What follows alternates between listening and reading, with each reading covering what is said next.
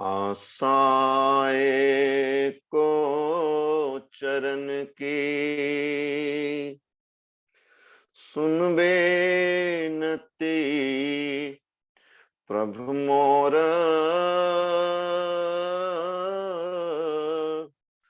मंगत करे पुकार नित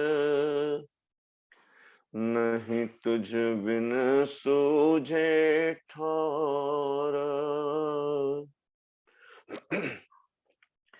आशाएं को चरण की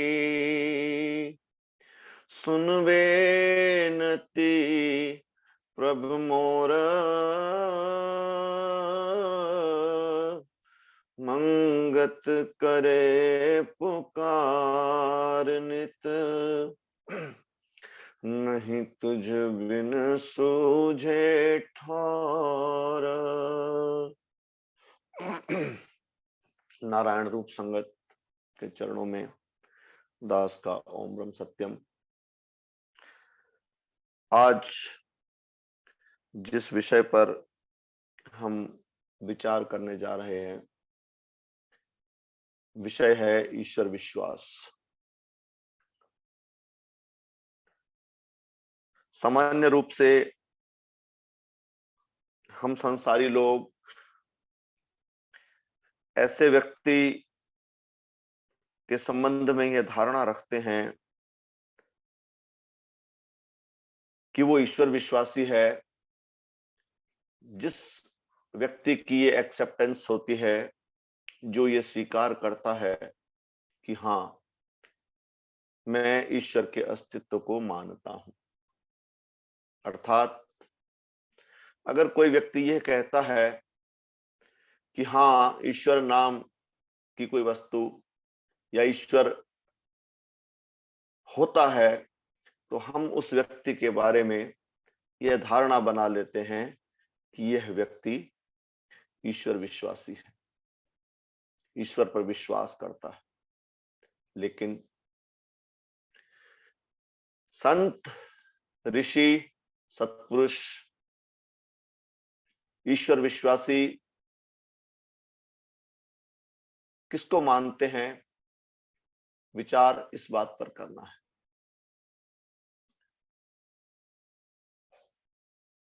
अगर कोई व्यक्ति ये कहे कि मैं अपने माता पिता का आज्ञाकारी हूं, मैं उनका अच्छा बेटा हूं, या मैं लायक पुत्र हूं, तो सिर्फ उस व्यक्ति के अपने माता पिता को नमस्कार कर देने मात्र से, सुबह शाम उनका सम्मान कर देने मात्र से वो व्यक्ति लायक पुत्र कहलाने लायक नहीं बन जाता। उसकी लायकी उस व्यक्ति द्वारा अपने माता पिता द्वारा दिए गए आदेश, उनकी आज्ञाओं को पालन करने से ही झलकती है। मां और पिता उससे क्या चाहते हैं, उसको किस प्रकार जीवन को सही ढंग से जीने की कलाएं सिखाते हैं, क्या वो उनको अपने जीवन में उतार पाता है, या केवल कहनी मात्र से ही वो मातृभक्त या पितृभक्त कहलाना चाहता है। सही विवेक, सही निर्णय तो यही है कि जिस प्रकार एक बालक के अपने माता पिता की आज्ञा को मानने से वो श्रेष्ठ बालक कहलाया जाएगा, उसी प्रकार से ईश्वर प्राप्ति की राह में अग्रसर वो व्यक्ति जो ये जानता है, जो मानता है, जो ये सोचता है कि वो ईश्वर विश्वासी है, तो निश्चित रूप से ईश्वर उससे क्या अपेक्षा रखते हैं, ईश्वर उससे किस प्रकार जीवन जीने की उम्मीद रखते हैं, क्या वो उन आज्ञाओं पर, उन आदेशों पर खरा उतरता है अथवा नहीं, इस बात से सिद्ध होता है कि कोई व्यक्ति कितना ईश्वर विश्वासी है। अब प्रश्न यह उत्पन्न होता है कि ईश्वर विश्वास की कसौटी क्या है। ईश्वर विश्वास की कसौटी ईश्वर द्वारा दी गई आज्ञाओं को मानने से ही है। अलग अलग कालखंड में अलग अलग देह धारण करके वो ईश्वर सत्पुरुषों के रूप में, ज्ञानियों के रूप में, संतों के रूप में इस धरा पर अवतीर्ण होते हैं, देह धारण करते हैं, जीव कल्याण हेतु भिन्न भिन्न कालखंड में भिन्न भिन्न भाषाओं द्वारा उस ज्ञान को प्रकट करते हैं, जिस ज्ञान को समझकर उसके अनुसार जीवन को ढालकर मैं ईश्वर विश्वासी बन सकता हूं, उस ईश्वर का प्यारा बन सकता हूं। भाषा, कालखंड, देह अलग हो सकती है, लेकिन वो ईश्वरीय ज्ञान, वो परम सत्ता द्वारा दिया गया ज्ञान एक रस है। आधुनिक कालखंड में सत्पुरुष गुरुदेव महात्मा मंगत राम जी के रूप में उस ईश्वर ने इस धरा पर अवतरण किया। वो किस प्रकार हमें जीवन जीना सिखाते हैं, किस प्रकार से मेरा कल्याण होगा, जो मार्ग मेरे लिए प्रशस्त करते हैं, उस ज्ञान को समझना, तदनुसार उसी के अनुकूल जीवन जीना, ये मेरा परम कर्तव्य भी है और मेरा परम सौभाग्य भी है। वो मुझसे क्या अपेक्षा रखते हैं, वो मेरे कल्याणार्थ मुझे क्या देते हैं। एक ईश्वर मार्ग पर चलने वाला व्यक्ति निश्चित रूप से, प्राथमिक रूप से इस बात को अवश्य जानना चाहता है। वो किसी सत्पुरुष की शरण में इसी उद्देश्य से जाता है कि हे महात्मा, हे प्रभु, मैं ये जान गया हूं कि ये देह मुझे स्थायी शांति की तलाश हेतु मिली है। ईश्वर की कृपा से ये मुमुक्षु भाव मेरे अंदर आया है कि सांसारिक भौतिक वस्तुओं में जो मैं सुख तलाश कर रहा हूं, वो मेरी अज्ञानता है। वास्तव में मुझे स्थायी सुख, मुझे स्थायी शांति, मेरा परम कल्याण तो उस ईश्वर की स्थिति को प्राप्त करके ही मुझे मिलेगा।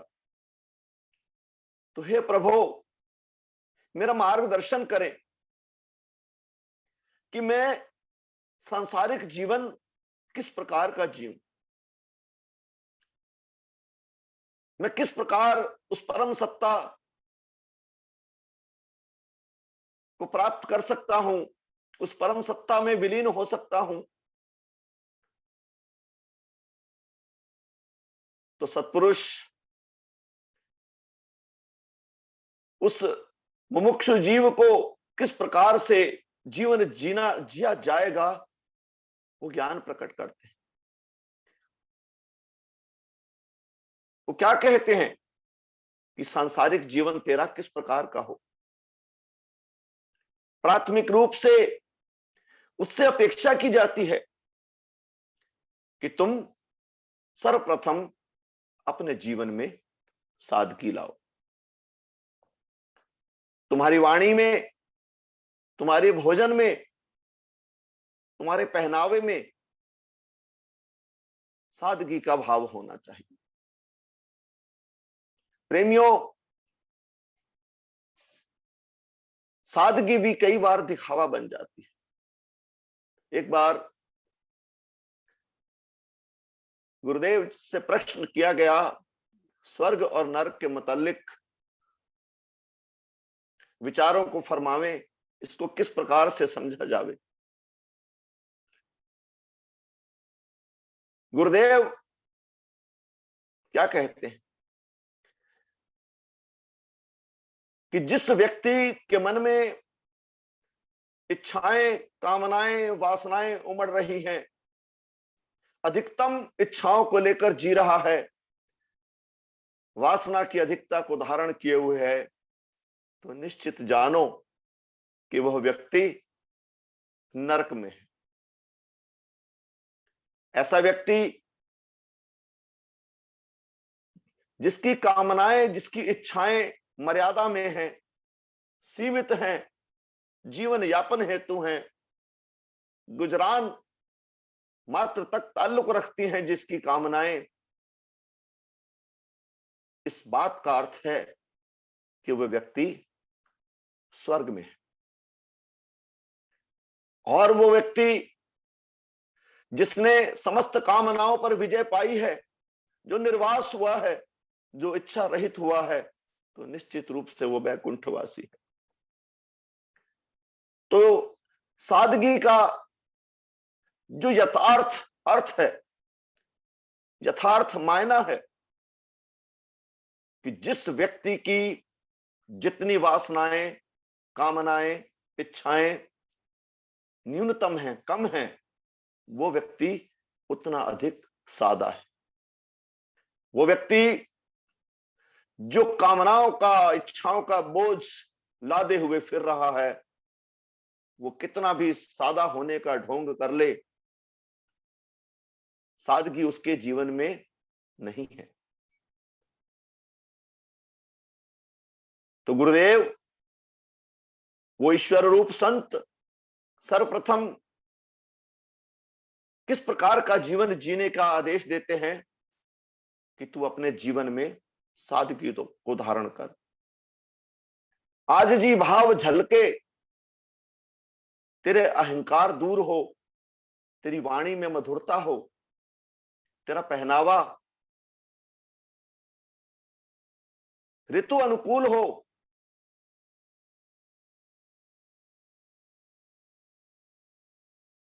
तेरे भोजन विकार रहित हो, तामसिक ना हो, वो भोजन तू ना करे जिसमें जीव हत्या हो, तो सादा भोजन, ये प्राथमिक सीढ़ी है। जब जीवन में किसी व्यक्ति के सादगी आती है तो निश्चित रूप से वो उसका प्रथम लक्षण होता है कि वो सही मार्ग पर चल रहा है। वो दूसरी बात मुझे क्या सिखाते हैं कि तू तरह तरह की कामनाएं रखकर जो अलग अलग देवताओं को पूजता फिर रहा है, इससे तेरा कल्याण होने वाला नहीं। तू सत्य के मार्ग पर चल, सत मार्ग को अपना। सत्य यानी ईश्वर, एक ईश्वर का विश्वासी बन। तेरे जीवन में सच्चाई हो, जो तेरी कथनी हो वही तेरी करनी हो। किसी को वचन देकर मुकर जाना, किसी को समय देकर धोखा देना, धोखा देने की तेरी प्रवृत्ति हो और तू कहे जी मैं सत्य को मानता हूं, मैं ईश्वर को मानता हूं, ये बात तू स्वयं को तो समझा सकता है, लेकिन ये स्वीकार्य नहीं है उस परम पिता परमात्मा की नजर में। तो तू सत्य का मुतलाशी हो, उस एक ईश्वर को आधार मानकर जो सब में व्यापक हो। ईश्वरः सर्वभूतानां हृदय से अर्जुन तिष्ठति, भगवान कृष्ण गीता में कहते हैं। जो तेरे हृदय में विराजमान है, तो उस एक परमेश्वर का आधार पकड़, तदनुसार निर्भय होकर जीवन को जी। तेरा परम लक्ष्य हो कि मुझे उस सत्य के लिए जीना है ये मेरा जीवन उस सत्य की प्राप्ति के लिए ही खर्च होगा, ऐसा तेरा दृढ़ विश्वास हो। तदुपरांत जब इस प्रकार मैं दूसरी सीढ़ी पर आगे बढ़ता हूं, तो फिर मेरे जीवन में अहंकार ना आ जाए। मेरी मैं को मारने के लिए वो ईश्वर क्या कहते हैं कि तू जीवन में सेवा को धारण कर। जब ये माना, ये जाना कि तेरे हृदय में ईश्वर विराजमान है, तो निश्चित रूप में दूसरों के हृदय में भी ईश्वर विराजमान है। यह जानकर कि तेरे समक्ष कोई व्यक्ति आया है, तेरा स्वाभाविक स्वभाव ऐसा बन जावे कि तू दूसरों को सुख देने वाला बने। इसमें दिखावा ना हो, इसमें निष्कामता हो, बिना किसी उम्मीद, बिना किसी लालच कि तू दूसरों को सुख देने वाला बने। अपने सुखों को न्यौछावर कर देना, दूसरों को सुख देने की खातिर, ऐसा तेरा स्वाभाविक स्वभाव बने। ऐसी तीसरी आज्ञा वो ईश्वर हमें देते हैं। फिर क्या कहते हैं कि जो मुमुक्षु भाव तेरे अंदर आया है वो बना रहे, उसमें उत्तरोत्तर वृद्धि हो, तू उस ईश्वरीय ज्ञान को सही रूप से समझ सके, उसका विवेचन कर सके, उसका मनन कर सके। इस उद्देश्य की प्राप्ति के लिए तेरी स्वाभाविक रुचि सत्संग में अवश्य होनी चाहिए। वो सत्संग एक व्यक्ति विशेष से भी हो सकता है, सामूहिक रूप से सत्संग भी हो सकता है, शास्त्र जो ईश्वर द्वारा प्रकट किया है उसके अध्ययन द्वारा भी हो सकता है, मनन द्वारा भी हो सकता है, चिंतन द्वारा भी हो सकता है। उसकी तेरे अंदर स्वाभाविक रुचि हो, नित्य ही सत्संग का तू लाभ प्राप्त करे। प्रेमियों, ये अनुभव की बात है, आपके हमारे सबके अनुभव की बात, कि कुछ दिन का अवकाश हो जाए, किसी वजह से हम सत्संग में ना सुन पाए, ना बैठ पाए, कुछ दिनों के बाद जब सत्संग में जाते हैं, कुछ समय का गैप करके, तो ऐसा लगता है कि हम तो कुछ जानते ही नहीं। निरंतर जो खोजी व्यक्ति है, जो ईश्वर मार्ग पर आगे बढ़ा है, उसके लिए सत्संग की निरंतर आवश्यकता है। उसके महत्व को सत्पुरुष रेखांकित करते हैं। इसके बाद वो सत्पुरुष, वो ईश्वर क्या आदेश देते हैं कि नियम से, दृढ़ संकल्प से, निष्ठा से, प्रेम से तू उस ईश्वर को याद कर। जिस प्रकार धन की हानि होने पर, घर में किसी की मृत्यु हो जाने पर बाहें फैला फैला कर तू रोता है, उसका कुछ प्रतिशत भी ईश्वर की याद में वो विरह, वो वेदना, वो व्याकुलता तेरे अंदर ईश्वर को याद करते हुए आ जाए, तो निश्चित रूप से तेरा कल्याण होगा। एक बार रामकृष्ण परमहंस से किसी साधक ने प्रश्न किया कि कैसे माना जाए कि कोई व्यक्ति ईश्वर विश्वासी है, ईश्वर की राह पर वो आगे बढ़ चला है, कैसे परख की जाए। संत कहते हैं कि एकांत में बैठकर उस ईश्वर को याद करते हुए अगर आंखों में जल कण आ जाए, अश्रु आ जाए, आंसू आ जाए, तो निश्चित रूप से वो ईश्वर के मार्ग पर वो साधक आगे बढ़ चला है। ऐसा प्रेम उस व्यक्ति के अंदर पैदा हो, इसकी प्रेरणा सदगुरुदेव देते हैं कि तू बिना बाधा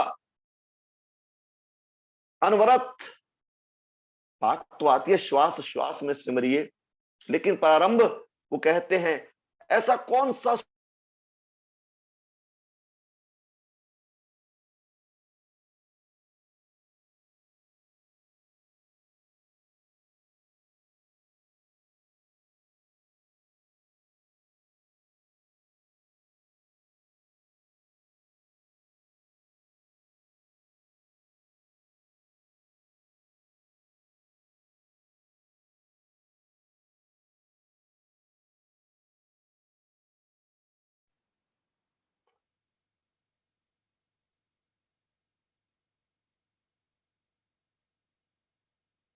ब्रह्म सत्यम।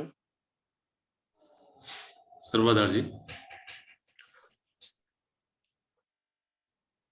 तत्पश्चात दूसरी बात जो ईश्वर सत्पुरुष की देह के रूप में मुझे सिखाते हैं, वो मुझे ज्ञान देते हैं। पहली बात, पहली कृपा जीवन जीने की कला के रूप में, और दूसरी कृपा, दूसरी अनुकंपा उस ज्ञान के रूप में, जिस ज्ञान की रोशनी में मेरा कल्याण होने वाला। मैं अज्ञानी जो ये भी नहीं जानता कि मैं वास्तव में हूं कौन, किस प्रकार मेरी दुविधा को, मेरे संशय को वो हरते हैं। क्या कहते हैं? तन से सूक्ष्म इंद्री विकारा, इंद्री परे मन विस्तारा, मन से परे बुद्धि ठहराई,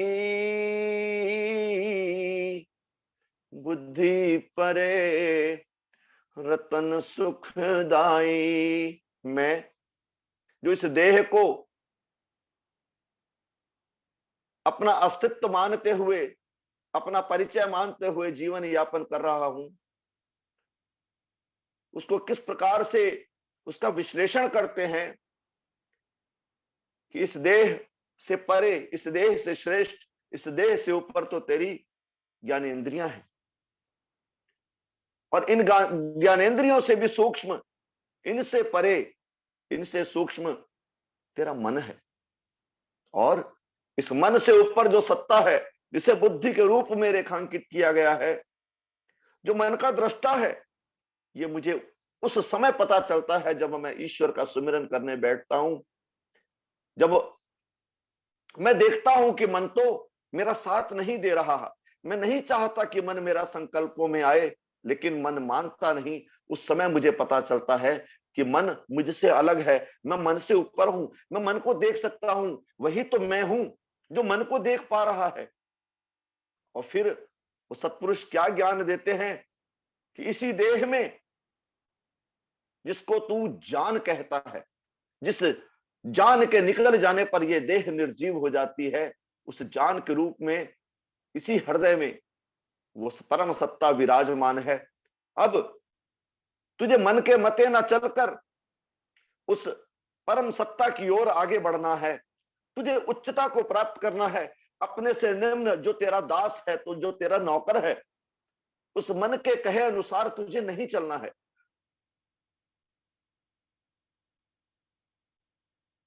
ऐसा वो ईश्वर मुझे ज्ञान देते हैं। कितने सरल शब्दों में ये ज्ञान प्रकट किया गया है। और जो तीसरी बात, जो तीसरी कृपा, पहली बात कि जीवन जीने की वो कला सिखाते हैं, दूसरी बात मेरे लिए ज्ञान प्रकट करते हैं, और तीसरा जब मैं इस निश्चय को प्राप्त होता हूं, जीवन जीने की कला सीखता हूं, और उस विवेक को प्राप्त करता हूं, उस ज्ञान को समझ पाता हूं, सत्संग के द्वारा, शास्त्रों के अध्ययन द्वारा, सत्पुरुषों के जीवन को देखकर जब ये निर्णय होता है कि किस प्रकार अब आगामी जीवन जिया जाएगा, किस प्रकार से सफलता की ओर आगे बढ़ा जाएगा। तो फिर एक वस्तु की और आवश्यकता होती है कि साधना किस प्रकार की जाए। उस ईश्वर प्राप्ति का साधन मेरे लिए क्या हो, उसके लिए जीवन काल में अपने जो उनके शिष्य जो उनसे शिक्षा लेते हैं उनको बीज मंत्र के द्वारा, और सत्पुरुष धरा पर आते हैं कुछ कुछ 100 200 50 1000 2000 व्यक्तियों के लिए नहीं आते, वो सारे संसार के कल्याण हेतु इस धरा पर अवतरण लेते हैं। तो वो ईश्वर, वो सत्पुरुष उस साधन को प्रकट करते हैं जिसको संगत समतावाद में महामंत्र ओम ब्रह्म सत्यम निरंकार अजन्मा अद्वैत पुरखा सर्वव्यापक कल्याण मूर्त परमेश्वराय नमस्तम, ये वो साधन प्रकट करते हैं। और इस साधन को प्रकट करने के बाद लिखित गारंटी साथ में देते हैं कि इस साधन को अपनाने पर तेरा कल्याण अवश्य होगा। त्रयोदश अक्षर मंत्र यह सर्व सिद्धिदातार, जो सुमिरे नित प्रेम से मंगल पाए अपार। वो अपार मंगल, वो तेरा जन्म मरण से छुटकारा, उस भवसागर से पार करने का ये साधन है। तो मैं अगर ईश्वर विश्वास की कसौटी पर खरा उतरना चाहता हूं,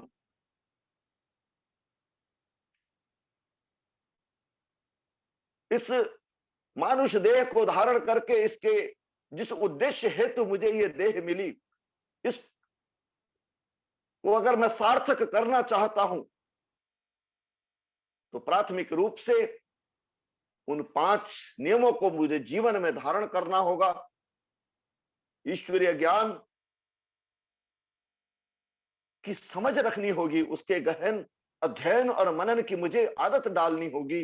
नित्य प्रति संगत में, सत्संग में हाजिरी देकर मुझे उस ज्ञान को समझना होगा। तत्पश्चात वो साधन